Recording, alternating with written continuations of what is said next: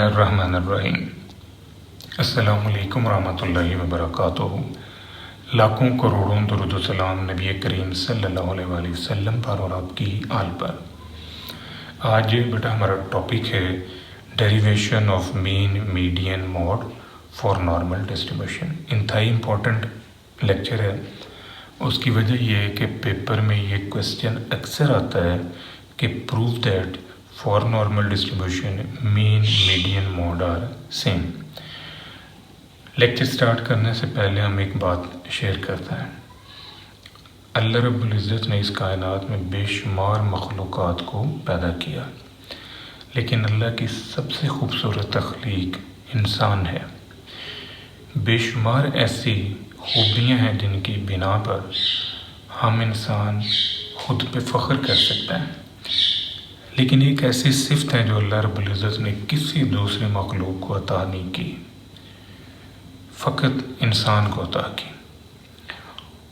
और वो सिफ़त है हक़ और बातिल में फ़र्क करने की। वो सिफ़त है नेकी और बदी में डिफ़रेंशिएट करने की। वो सिफ़त है खैर और शर में फ़र्क जानने की। पॉजिटिव और नेगेटिव फिनोमेना के इस फ़र्क को मालूम करने के लिए अल्लाह रब्बुल इज़्ज़त ने हमारे वजूद के अंदर ही दो डिवाइसेस भी रखने। एक डिवाइस है जिसे हम दिमाग कहते हैं, अक्ल कहते हैं। दूसरी डिवाइस है जिसे हम दिल कहते हैं, ज़मीर कहते हैं। दिमाग जो है हमेशा लॉजिकल रीज़निंग पे बात करता है, दलील देता है, दलील लेता है। हर इशू के ऊपर दलाइल से बात होती है। लेकिन जहाँ तक बात है दिल की, ज़मीर की, वहाँ पर दलीलें काम नहीं आती। वहाँ पर बिन देखे ईमान लाने की बात है। दिल के ऊपर हमेशा सच्चाइयाँ उतरती हैं, हक़ उतरता है। अल्लाह रब्बुल इज़्ज़त ने कुरान मजीद हमारे नबी करीम सल्लल्लाहु अलैहि वसल्लम के दिमाग पर नहीं उतारा, दिल पर उतारा। दिलों पे हमेशा हक़ ही आता है। शैतान जो है हमेशा दिमाग पे वार करता है। शैतान हमेशा दिमाग में नित नए जवाज़ पैदा करता है और उन जवाज़ को बुनियाद बनाकर फिर आप अपनी गलत बात के लिए भी दलीलें पेश करने लग जाते हैं। आपने कभी भी अपनी वालिदा को या अपने वालिद को बाय नेम नहीं बुलाया होगा। मुझे नहीं लगता कि आपने कभी ये कहा हो कि शफीक अज यार तू बड़ा लेट आया है, या सकीना तू अज रोटी भी नहीं पकाई, सकीना तू हले तक सुती ही। मतलब मुझे नहीं लगता कि ये एक अंदाज़े गुफ्तगू जो है ये अप्रिशिएट किया जा सकता है। लेकिन आपका दिमाग जो है ना वो इसके हक़ में भी दलील दे देगा। क्यों कि दिमाग के अंदर आती ही दलीलें हैं, गलत के लिए भी आ जाती है, सही के लिए भी आ जाती है। दिमाग आपको ये गाइड करेगा कि यार मतलब फ्रैंकनेस का लेवल ऐसा हो जाता है कि आप अपने वालिदैन को बाय नेम प्यार से, लाड से, मोहब्बत से पुकार सकते हैं, कोई ऐसी बात नहीं। लेकिन आपका दिल जो है ना वो कभी भी इसकी वकालत नहीं करेगा। आपका दिल कभी भी आपको जस्टिफाई नहीं करेगा कि जो आप कर रहे हैं वो ठीक है। इस वजह से बेटा दिल की आवाज़ सुने, अपने ज़मीर की आवाज़ सुने। आपका ज़मीर क्या कहता है? ज़मीर आपको कभी गलत गाइड नहीं करेगा। बस सिर्फ एक मसला है कि ज़मीर की आवाज़ हम सुनेंगे कैसे। ज़मीर की आवाज़ सुनने के लिए आपका अल्लाह से ताल्लुक़ जो है ना वो बड़ा स्ट्रॉन्ग होना चाहिए। अल्लाह रब्बुल इज़्ज़त के साथ आपकी जो डोर है वो बहुत ज़्यादा स्ट्रॉन्ग बंधी हो, तो फिर आप जो है ना अपने ज़मीर की आवाज़, अपने दिल की आवाज़ को सुनने की सलाहियत रखेंगे। अब हम ड्राइव करते हैं mean median and mode for normal distribution. सबसे पहले हम नॉर्मल डिस्ट्रीब्यूशन का मीन ड्राइव करते हैं।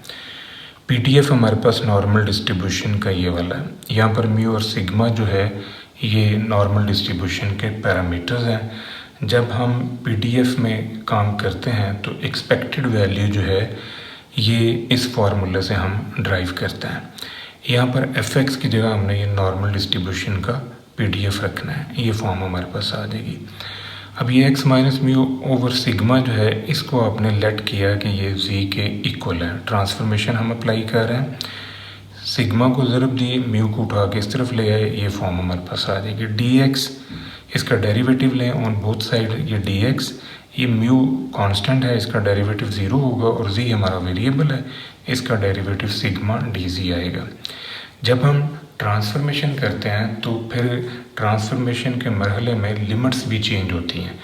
ये जो दोनों लिमिट्स थी ये in form of x variable थी, तो हमने अब एक नया वेरिएबल डिज़ाइन किया है जिसे हम z कहते हैं, स्टैंडर्डाइज्ड वेरिएबल।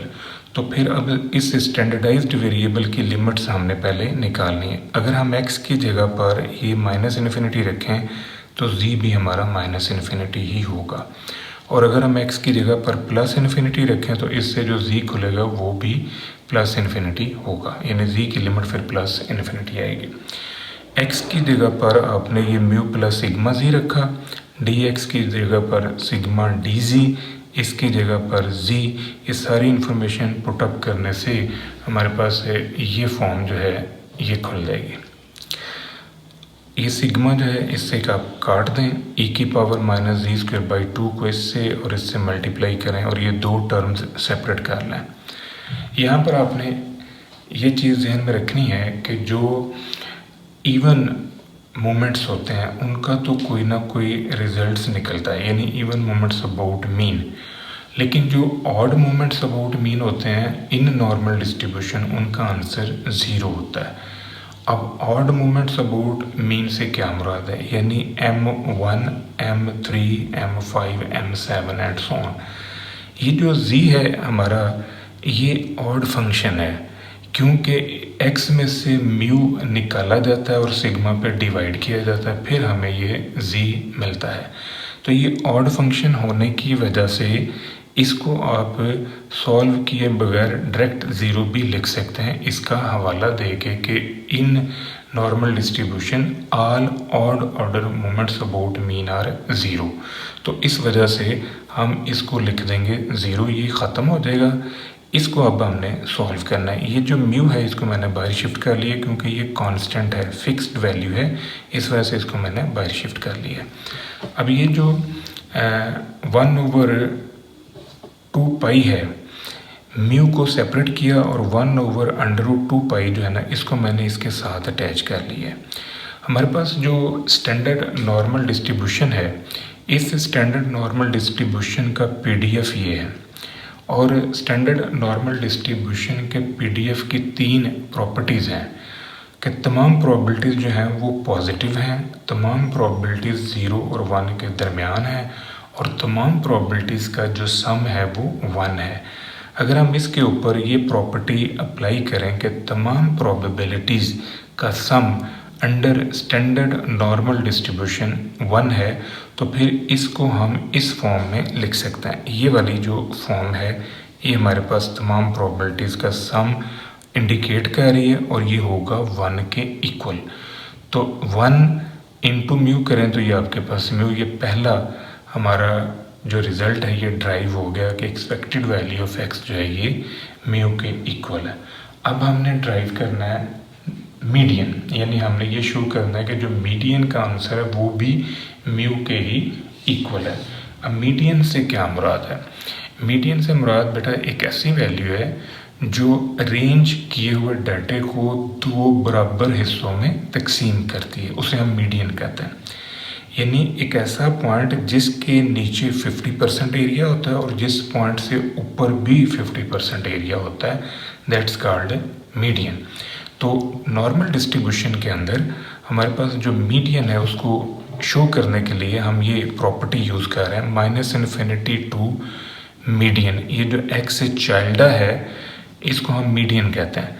-∞ टू x चाइल्डा, ये टोटल प्रोबेबिलिटी जो है ये 1/2 है या 50% है। इसी तरह मीडियन से लेके +∞ तक भी हमारे पास ये 1/2 ही होगा, यानी 50% ही होगा। तो ये जो fx है इसकी जगह पर हमने नॉर्मल डिस्ट्रीब्यूशन का PDF रख दिया। नॉर्मल डिस्ट्रीब्यूशन का PDF रखने से अब हम इसको सॉल्व करते हैं। इसको हमने स्टैंडर्ड नॉर्मल डिस्ट्रीब्यूशन में कन्वर्ट करना है। तो इसके लिए ये जो x minus mu over sigma है, इसको मैंने लेट किया कि ये z है, सिग्मा से मल्टीप्लाई किया, म्यू उठा के इस तरफ ले आए, ये फॉर्म हमारे पास आ गई। इसका डेरिवेटिव लें, x का डेरिवेटिव dx, म्यू का डेरिवेटिव 0 क्योंकि ये कांस्टेंट है, z हमारा वेरिएबल है, इसका डेरिवेटिव आएगा सिग्मा dz। अब हमने ट्रांसफॉर्मेशन अप्लाई की है तो वेरिएबल चेंज करने से लिमिट्स भी चेंज होंगी। तो अगर हम x की जगह पर -∞ रखें तो इससे z का आंसर भी -∞ ही होगा, यानी z -∞ को अप्रोच करेगा। इसी तरह अगर हम x की जगह पर ये x चाइल्ड यानी मीडियन रख दें तो फिर जो हमारे पास से न्यू लिमिट जनरेट होगी z के हवाले से वो ये होगी। तो ये सारी इन्फॉर्मेशन यहाँ पर रखने से हमारे पास जो न्यू फॉर्म जनरेट हुई है वो ये है। ये सिग्मा जो है ना, इस सिग्मा से आप काट दें। तब इसको आप काट देंगे तो बाकी जो बचा, यानी ये जो x minus mu over sigma, इसकी जगह पर z आ गया तो ये z² होगा, z²/2। dx की जगह पर सिग्मा dz, ये सिग्मा इससे कट गया। अब ये जो इक्वेशन हमारे पास आई है, इसको मैंने इक्वेशन a का नाम दे दिया। अब आपने थोड़ा सा कॉन्सेप्ट क्लियर करना है। देखें, -∞ से 0 तक और 0 से ∞ तक ये हमारी नंबर लाइन है।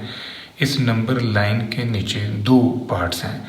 0 से इस तरफ वाला एरिया ये भी 50% है, 0 से इस तरफ वाला एरिया ये भी 50% है, यानी 1/2 इधर है और 1/2 इधर है। अगर हम इसको स्टैंडर्ड नॉर्मल डिस्ट्रीब्यूशन की फॉर्म में इसको लिखें तो फिर हम लिख सकते हैं -∞ to 0 ये पार्ट प्लस 0 to ∞ ये वाला पार्ट, और ये दोनों पार्ट 1/2 है तो टोटल 1 है।